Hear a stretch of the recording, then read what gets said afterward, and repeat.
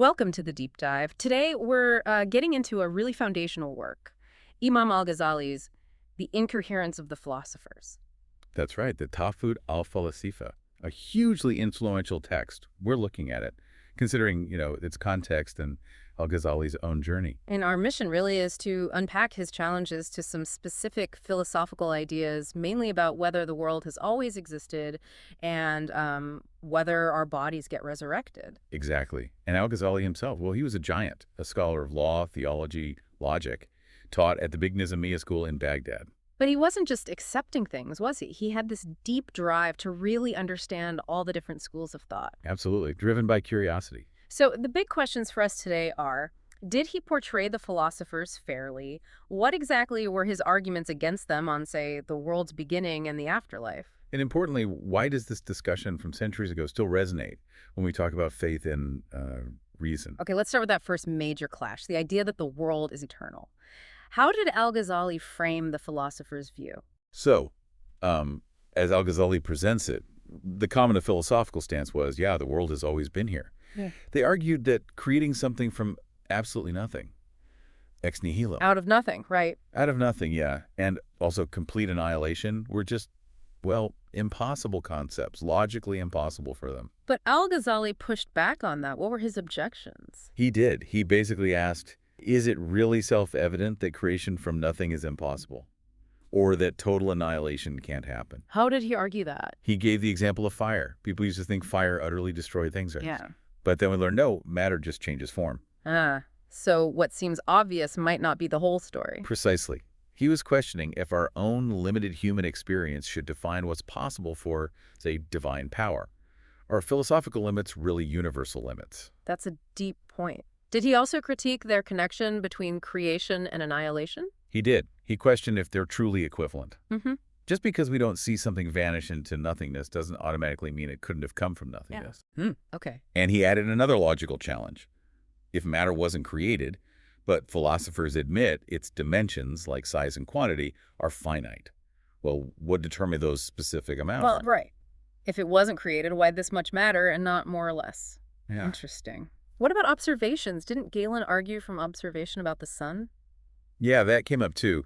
Galen apparently argued that since the sun hadn't seemed to change over, millennia of observation, it must be eternal. Seems logical on the surface. But Al-Ghazali countered that. He said, look, just because we haven't seen decay over a long time doesn't mean it won't eventually decay or even be destroyed suddenly. Okay, so absence of evidence isn't evidence of absence, sort of.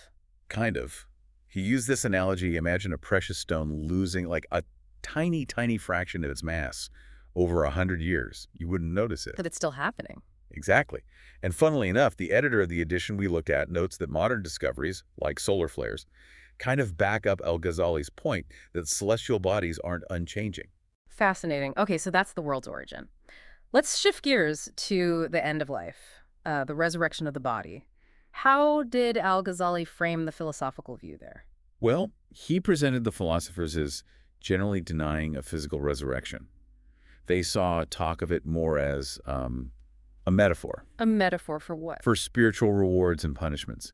Their basic reasoning was, look, the body decomposes, turns to dust, gets eaten by animals, mixes with the earth.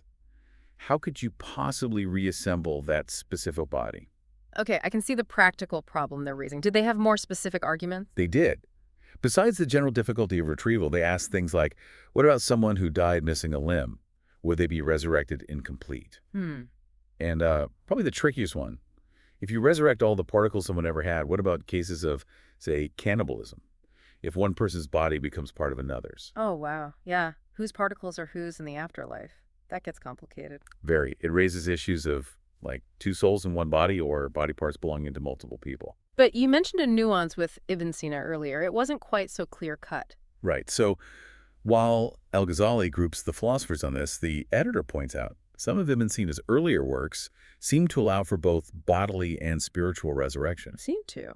Yeah, but then a later text of Ibn Sina's was discovered, the Epistle on the Afterlife. Yeah. And that apparently confirms he did deny physical resurrection, pretty much along the lines Al-Ghazali described. Okay, so Al-Ghazali's representation holds up there, ultimately. So let's try and wrap this up. What's the big takeaway from The Incoherence? What did Al-Ghazali really achieve? I think he fundamentally challenged the certainty that philosophers placed in their own rational arguments, especially regarding metaphysics like the world's origin and the afterlife. Well, he used a reason to do it, right? Absolutely. He masterfully used logic and reason to probe the foundations and expose the potential limits of that same philosophical reasoning, especially when it strayed into areas beyond empirical proof. So why should we, listening now, care about this whole debate? Because it's still incredibly relevant to the whole ongoing conversation between faith and reason. Mhm. Al-Ghazali forces us to think about the boundaries of philosophy, of science, of what we can claim to know for certain about ultimate reality. Right. It pushes us to examine our own assumptions. Definitely. So maybe a final thought for you listening. Think about Al-Ghazali's critiques.